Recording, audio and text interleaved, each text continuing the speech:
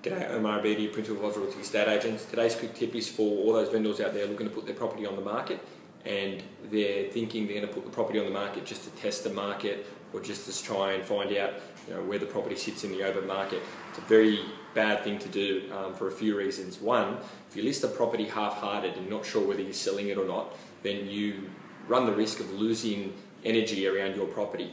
Buyers can sense when a vendor is not really keen on selling the property because it'll be showcased through the actual agent. So if a vendor is not really inclined to sell and they're 50-50, I personally would rather not put the property on the market, not only because it's unlikely to sell, but also because you're going to lose credibility, or the property is going to lose credibility. So you need to safeguard the property's credibility in the open market, because once you put the property on the market, it shows up on search engines such as Australian Property Monitors and RP Data, and it creates a history.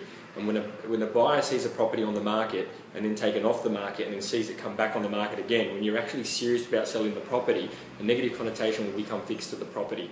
And that's a really bad thing when you're trying to sell a $500,000 or $1 million asset. So you need to be very careful in the decision-making process in relation to putting your property on the market.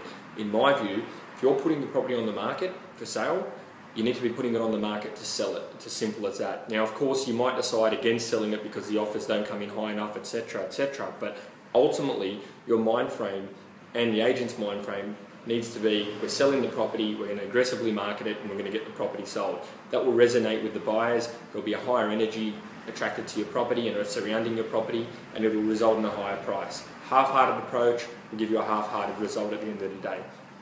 I'm Omar Abedi, hope that helps. Cheers.